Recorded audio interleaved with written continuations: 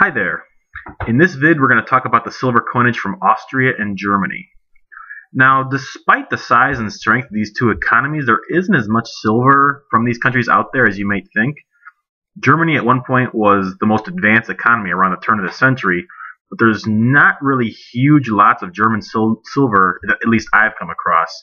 And I've heard that this was because Germany had to pay so much gold and silver for war reparations from World War I, and a lot of it was melted down. Which I guess I can buy, but there are nevertheless some German silver coins that we can collect. Most of the German coinage from around the turn of the century will be numismatic coins, so unless you find one or two in a junk coin bin, it's probably not going to be around. But the first thing that you'll encounter that is pretty common are World War II Nazi coins, and it doesn't really bother me, but I can see how this could be very controversial. And if you don't like your coins to have swastikas on them, there are other German coins that we can collect. This is a 2-mark coin,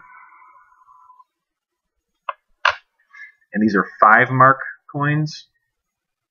And yes, both of them have swastikas on them.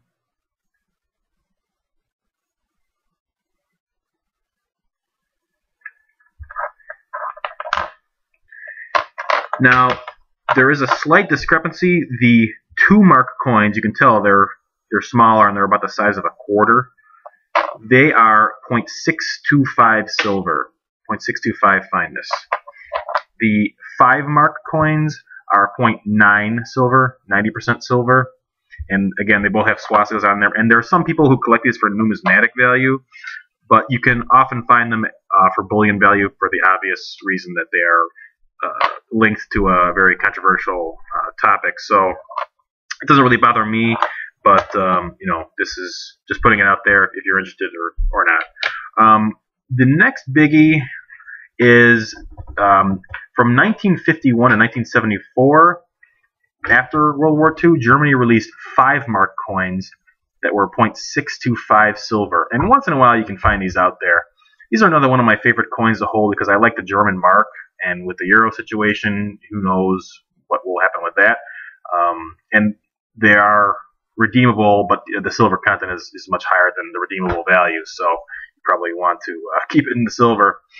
Now, there are some 5 and 10-mark commemoratives, and these do show up once in a while, mostly on eBay, and a lot of them are commemorating either famous people or the Olympics are a popular one. And there's not really so common that you need to go over each one in detail, but suffice to say that any 5-mark coin before 1975 is silver, and anyone that does not look like the typical 5-mark coin after 1974 is silver. For the 10-mark commemorative coins for Germany, all are made in 1972, and all are 625 silver. Now, Austria, there's the Philharmonic series, which is widely popular and hugely successful, and I like those coins too. But aside from that, there's not a whole heck of a lot in the way of silver, except for one thing: the Maria Theresa Thalers restrike. This is a really cool coin, and what it is a restrike. It doesn't mean it's a counterfeit or hokey or anything like that. What it means is it's just an exact copy made by the government of a single year. It's a big coin, and it's 0.833 silver. And what's really cool about it is that since it's a copy of a 1780 coin, you can hold a coin in your hand that looks pretty much how it would have looked in somebody's hand in 1780. So I think that's really cool, and that's something you see every day for sure. And they occasionally show up on eBay in good amounts. These are pretty common, actually. Don't let anybody try to sell you into thinking that they are numismatic or that they're rare. There are some previous dates to 1780 that are rare, but the 1780 is a restrike, and there are a lot out there. They just don't seem to show up in huge amounts, but I always keep an eye out for these because I think they're really cool, and I just like the whole aspect of it and the history of it. There are, like Germany, there are some Austrian coins from the 70s that you may come across as well, but I don't really worry too much about those.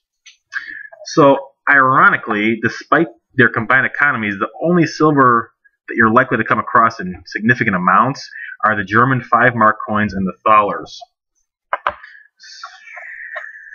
Now, suffice to say, you never know what's going to come into the coin show or into the coin shop, so it wouldn't hurt to brush up on the commemoratives and what years they were made. But suffice to say, most of what you're going to see are these two and the World War II Nazi coins. Typically, you'll find these even at firearms shows. If you go to some firearms shows, because of the whole connection with World War II, it's not uncommon to see these there, and they're all readily available on eBay. So that's Germany and Austria in a nutshell. And get out there and start looking.